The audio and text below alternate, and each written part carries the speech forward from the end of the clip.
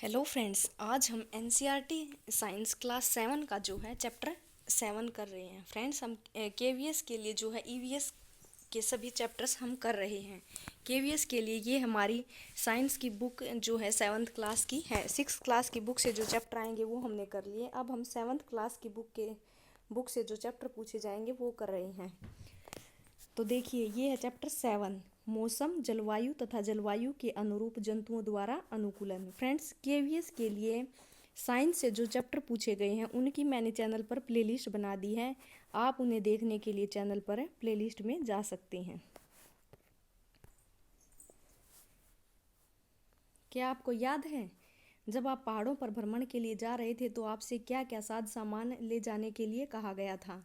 जब आकाश में बादल होते हैं तो आपके माता पिता आपसे छाता ले जाने के लिए कहते हैं।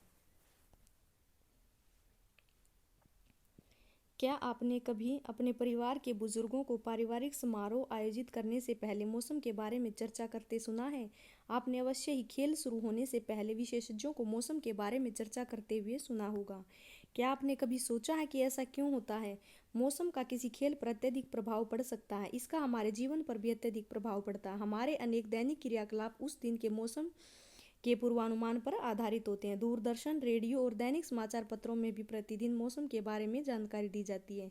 लेकिन क्या आप जानते हैं कि वास्तव में मौसम है क्या? इस अध्ययन में हम मौसम और जलवायु के बारे में पढ़ेंगे। हम यह भी जानेंगे कि विभिन्न जीव किस प्रकार अपने आवास की जलवायु के लिए अनुकूलित होते हैं। तो देखिए, मौसम क्या है, हम उस बारे में यहाँ पढ़ेंगे। किसी दैनिक समाचार पत्र में प्रकाशित मौसम का एक नमूना देखिए। मौसम का नमूना ये दिया गया है कि सुबह कोहरा रहेगा, बाद में आसमान साफ होगा, शनिवार को तापमान इतना होगा, ज़्यादा और न्यूनतम और अधिकतम, और सूर्यास्त इतने बजे होगा, सूर्योदय इतने बजे। तो ये एक मौसम की रिपोर्ट जो है दी गई है। मौसम की रिपोर्ट भारत मौसम विभाग द्वारा तैयार की जाती है। यह विभाग प्रतिदिन विभिन्न स्थानों पर वहाँ के ताप, पवन वेग आदि पर आंकड़े एकत्रित करता है और मौसम के बारे में पूर्वानुमान लगाता है। तो देखिए, किसी भी समाचार पत्र से पिछले एक सप्ताह के दिन की मौसम की रिपोर्ट काट लीजिए। यदि आपके घर में समाचार पत्र नहीं आता तो अपने किसी पड़ोसी या मित्र से मांगकर रिपोर्ट को अपनी पुस्तिका में लिख लीजिए। आप पुस्तकालय से भी मौसम की रिपोर्ट एकत्रित कर सकते हैं। सभी कतरनों को कागज की एक शीट अथवा चार्ट पेपर पर चिपका लीजिए। तो फ्रेंड्स, यहाँ पर यही बताया गया है कि मौसम को जो है नोट करके इस श्रेणी में जो है भरना है। मौसम की स्थिति को वर्षामापी नामक यंत्र से मापा जाता है। यह मूल रूप से एक मापक सिलेंडर होता है जिसके ऊपर वर्षा जल को एकत्रित करने के लिए एक कीप लगी रहती है। ये तो इस सारणी में जो है आप मौसम के बारे में भर सकते हैं। किसी स्थान पर तापमान, आर्द्रता, वर्षा, वायु वेग आदि के संदर्भ में वायुमंडल की प्रतिदिन की परिस्थिति जो है उस दिन का मौसम कहलाती है। तापमान, आर्द्रता तथा अन्य कारक मौसम के घटक कहलाते हैं। तो यहाँ पर यही बताया गया है कि मौसम जो है एक कैसी घटना है। मौसम एक अत्यंत जटिल परिघटना है। यह क्षण भर में भी परिवर्तित हो सकता है। कभी कभी यह हो सकता है कि सुबह के समय धूप निकली हो लेकिन अचानक ही बादल आ जाए और तेज वर्षा होने लगे, अथवा तेज वर्षा अचानक से बंद हो जाए और चटक धूप निकल आए। आपने अवश्य ही अनेक ऐसे अनुभव हुए होंगे। ऐसे किसी अनुभव को याद करने का प्रयास कीजिए और अपने मित्रों को इसके बारे में बताइए। चूंकि मौसम इतनी जटिल परिघटना है, इसका पूर्वानुमान लगाना आसान कार्य नहीं है। तो इस चित्र में इसमें जो है मेघालय शिलांग की अगस्त के मौसम के बारे में बताया गया है। जैसे किसी मौसम की रिपोर्ट से स्पष्ट होता है, अधिकतम और न्यूनतम तापमान को प्रतिदिन रिकॉर्ड किया जाता है। क्या आप जानते हैं कि इस तापमान को कैसे रिकॉर्ड किया जाता है? अध्याय 4 में आपने पढ़ा था कि इस कार्य के लिए विशेष तापमापी होता है जिसे अधिकतम न्यूनतम तापमापी कहते हैं। क्या आप अनुमान लगा सकते हैं कि दिन भर में किस समय तापमान अधिकतम और किस समय तापमान न्यूनतम होता है? दिन का अधिकतम तापमान सामान्यतः अपराह्न में अथवा दोपहर के बाद होता है, जबकि न्यूनतम तापमान सामान्यतः प्रातः भोर में होता है। क्या आप समझ गए कि गर्मियों में दोपहर के बाद हम गर्मी से इतने बेहाल क्यों हो जाते हैं, जबकि सुबह के समय अपेक्षाकृत मौसम सुहावना लगता है? क्या आपने कभी सूर्योदय और सूर्यास्त के समय के बारे में सोचा? आप जानते हैं कि सर्दियों में सायंकाल अंधेरा जल्दी क्यों हो जाता? आपके खेलने के लिए अधिक समय नहीं मिल पाता? क्या सर्दियों में दिन की अवधि गर्मियों की अपेक्षा कम होती है? तो देखिए, अब यहाँ मौसम के सभी परिवर्तन जो हैं सूर्य के कारण होते हैं। सूर्य अत्यधिक उच्च ताप पर गर्म गैसों का विशाल गोला है।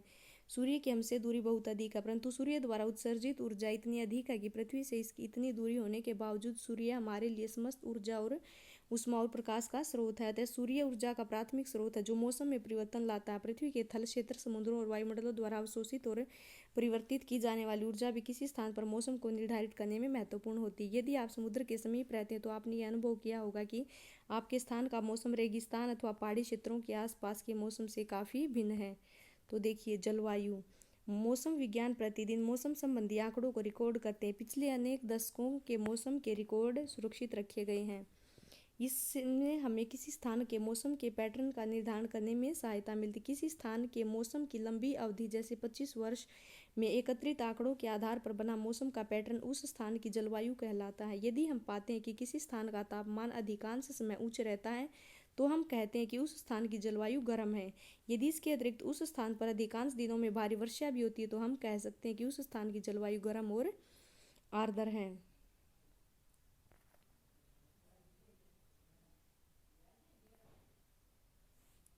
भारत के 2 शहरों की जलवायु परिस्थितियों का विवरण दिया गया। प्रत्येक माह के लिए औसत तापमान की गणना 2 चरणों में की जाती है।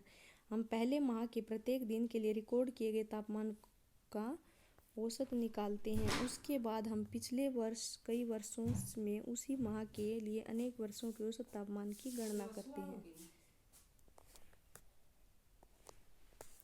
2 स्थान हैं, जम्मू और कश्मीर में श्रीनगर और केरल में तिरुवनंतपुरम। तो देखिए, ये यहाँ पर दिखाया गया है जो है इनका औसत टेम्परेचर। ये श्रीनगर का है यहाँ पर और ये तिरुवनंतपुरम का है। तो इसमें यही बताया गया है कि वहाँ का टेम्परेचर जो है कैसा है। ये मरुस्थलीय जलवायु के लक्षण होते हैं जहाँ यहाँ जलवायु गर्म और शुष्क होती है। उत्तरी पूर्वी भारत में वर्ष में अधिकांश भाग में वर्षा होती है, इसलिए हम कह सकते हैं कि उत्तर पूर्व की जलवायु आर्द्र है। देखिए फ्रेंड्स, हम ये भी पढ़ लेते हैं।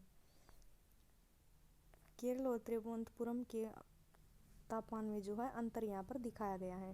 केरल जम्मू कश्मीर की तुलना में बहुत अधिक गर्म और आर्द्र है। तो केरल का जो मौसम कैसा है, गर्म है और आर्द्र है, जिसमें वर्ष के कुछ भाग में मध्यम गर्म और मध्यम आर्द्र जलवायु होती है।